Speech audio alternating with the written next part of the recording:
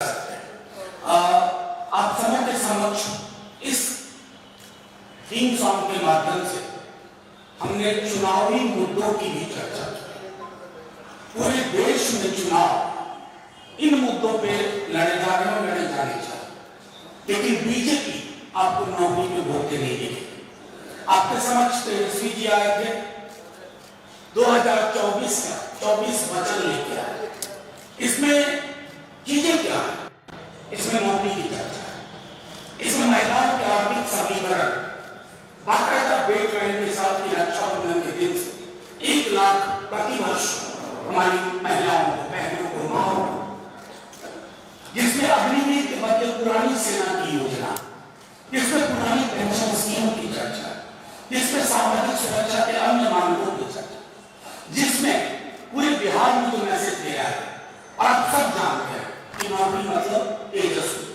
उसी संदर्भ में देश में भी बात है और दुख के साथ कहना पड़ रहा है कि बार बार जब कभी प्रधानमंत्री जी, अमित शाह जी, अन्य मंत्रीगण केंद्र से आते हैं, तेजस्वी जी कुछ सवाल करते हैं, व्यक्तिगत सवाल नहीं, नौकरी के संदर्भ में, बिहार के आर्थिक पैकेज के संदर्भ में, बिहार को विशेष राज्य का दर्जा देने के संदर्भ में। लेकिन किसी पर भी दुख इस बात का होता है कि ये चुप रहते हैं। बीजेपी के लोग चुनाव आसमान में नहीं लड़ जा रहे, जमीन में लड़े जा रहे हैं, और जमीन के चुनाव में अगर जमीनी मुद्दे ना तो फिर किस बात का चुनाव? सूरत की तरह था, फिर इंदौर, फिर चंडीगढ़। प्रधानमंत्री जी की टीम कहती है कि हम संविधान नहीं बदलेंगे। आपने इस पर कुठाराघात किया है, भारत के संविधान पर आपने कुठाराघात किया है। सूरत के लोगों को बिना वोट किए हुए आपने सांसद दिया, इंदौर में आपने बिना वोट किए सांसद दिया।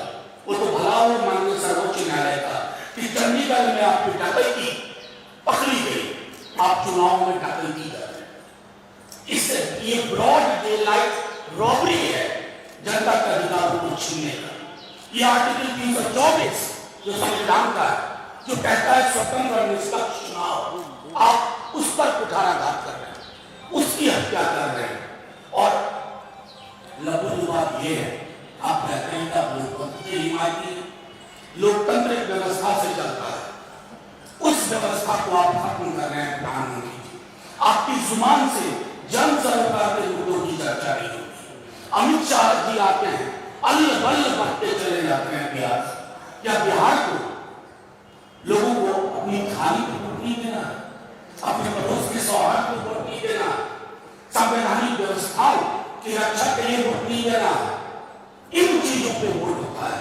लेकिन प्रधानमंत्री जी, आपकी और आपकी पूरी टीम चुनाव में ब्रॉड डे लाइट रॉबरी के मॉडल को अपना मॉडल समझती है। इसलिए जब हम कहते हैं बार बार, और हम ही नहीं कहते, पूरा देश एक स्वर में कह रहा कि आप पिछड़ों, दलितों, अकलियतों और प्रगतिशील धारा को खत्म करना चाहते हैं, उसका गला तोड़ देना चाहते हैं। फिर किस बात का चुनाव? कौन सा चुनाव? कौन सा आम चुनाव आप लोगों के हाथ में उसके अधिकार नहीं देना चाहते? इसलिए ये जो कैंपेन सॉन्ग है, इसमें आप कोई आसमानी बात नहीं सुन रहे।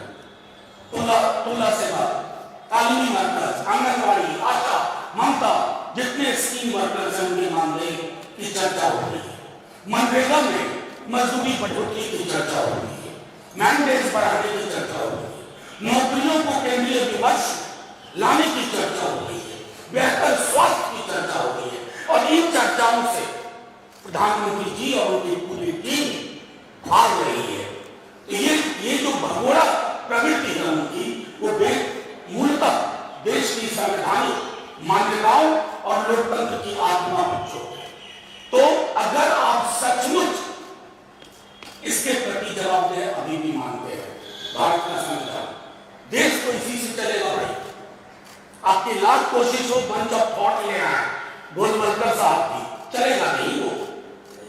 लोग भले आपको पिछले चुनाव में वोट कर दिए, लेकिन जहां प्रश्न भारत के संविधान का आएगा, एक वोट नहीं पड़ेगा, क्योंकि हमारी जिंदगी, हमारे सरोकार, हमारी सहूलियत, हमारे अधिकार, सब कुछ इस किताब से निर्धारित होता है। तो इस किताब पर जिनकी कुत्सित नजर है, बुरी नजर है, वो सावधान हो जाए। और जो कैंपेन सॉन्ग में जो मुद्दे हमने उठाए उन पर चर्चा हो तो बेहतर है। अब आपके कोई सवाल हो तो आप पूछ सकते हैं। जो सवाल प्रधानमंत्री उठा रहे हैं, जवाब तो आप लोग भी उसका नहीं दे रहे। कौन सा सवाल है? वो लगातार मुद्दे गिरा रहा है, उस पर आप लोग नहीं, आप बताइए ना, दो तीन बताइए। वो जैसे मुसलमान रिजर्वेशन की बात होता है कि ओबीसी का हक काट कर आप लोग मुस्लिमों को, इतना झूठा आदमी मैंने नहीं देखा। नहीं, एक मिनट प्रश्न पूछ लिया, मैं समझ गया। इससे ज्यादा असत्य वचन बोलने वाला प्रधानमंत्री मैंने आज तक नहीं किया। कौन सा रिजर्वेशन किया किसको? झूठी बात है। जिन लोगों ने कोशिश की वो देवगौड़ा आपके साथ है। क्या बात कर रहे हैं आप? ये सवाल प्रधानमंत्री से पूछिए कि झूठ क्यों बोल रहे हैं और सलीके से झूठ बोल रहे हैं। इनहेरिटेंस टैक्स कहीं पढ़ा आपने कांग्रेस के घोषणा पत्र में? बिल्कुल नहीं। बल्कि जयंत सिन्हा जी एक बार बोल रहे थे, जो उन्हीं की पार्टी के।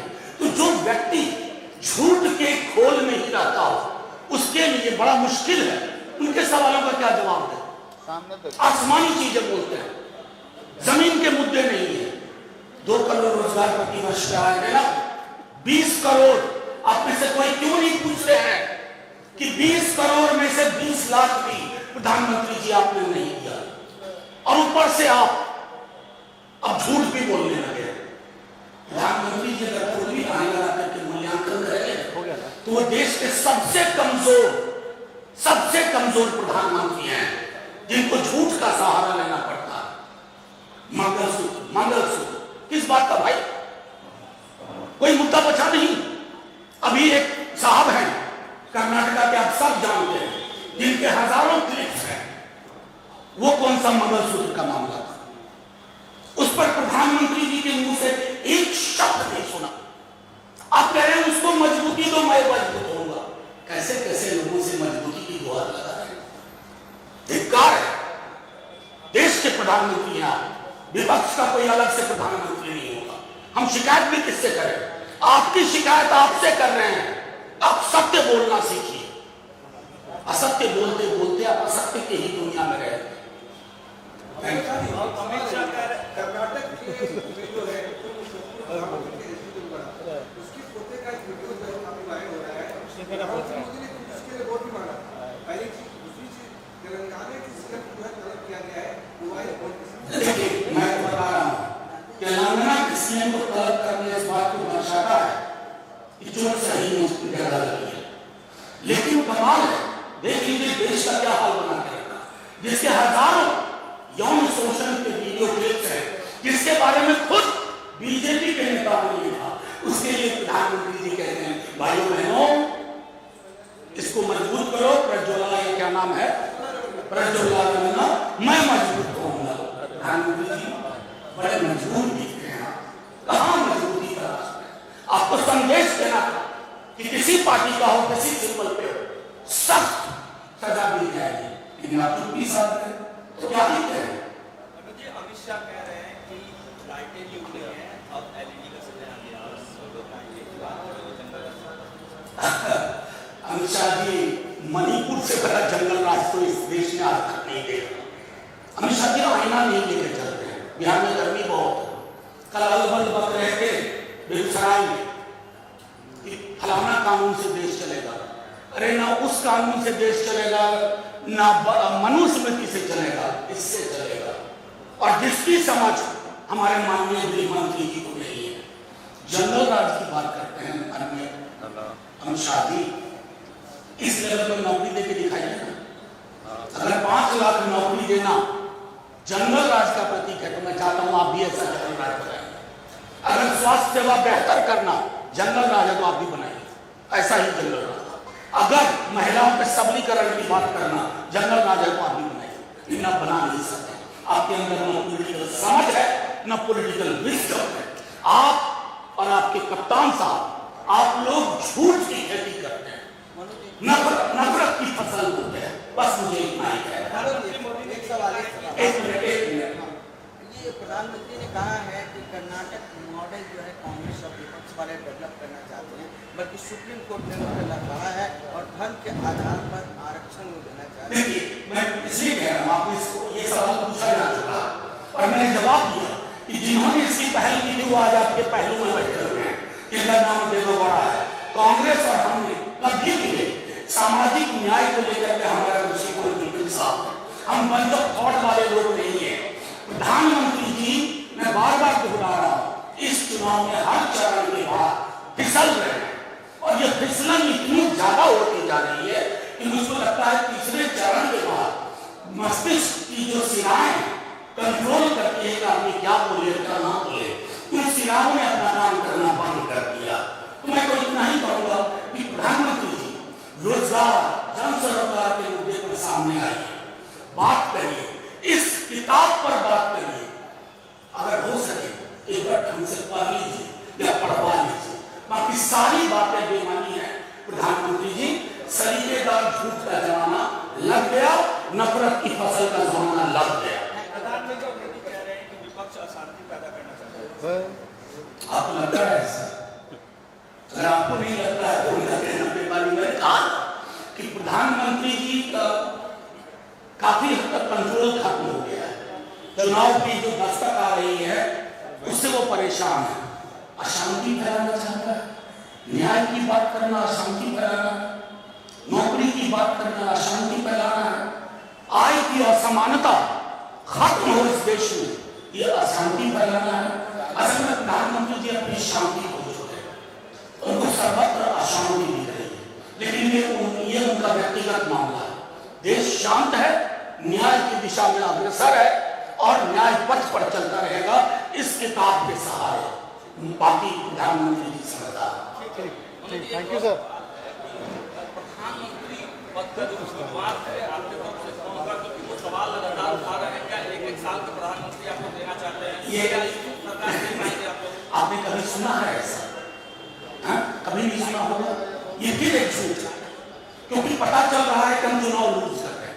अब आप बताइए, भारत के संविधान में व्यक्ति के इर्द गिर्द चयन की कोई प्रक्रिया नहीं है। सांसद अपना प्रधानमंत्री चुनते हैं और व्यक्ति की मोहब्बत आत्ममूर्खता में तब्दील होती है और उसके अंदर तानाशाही प्रवृत्ति जन्म होती है। व्यक्ति प्रेम का नतीजा इस देश में देख लिया 10 वर्षों में कि राजा तेरे सुबह की जाए, राजा तेरे शाम की जाए। हमें ऐसा राजा नहीं चाहिए, हमें ऐसा सुल्तान नहीं चाहिए जिसके सामने उसकी पार्टी के लोग जुबान न खोलें, जिसको एक सीरियल रेपिस्ट के लिए वोट की जरूरत पड़े मांगने की। ऐसा नहीं चाहिए। लोकतंत्र सामूहिकता की चीज। एक बार सांसद बैठेंगे और चयन करेंगे। 2004 का चुनाव लोगों ने बुलाया नहीं है इस देश में। सामूहिकता बहाल करना है इस देश में। लोकतंत्र किसी व्यक्ति के इर्द गिर्द घूमेगा तो लोकतंत्र कमजोर होगा। लोकतंत्र भी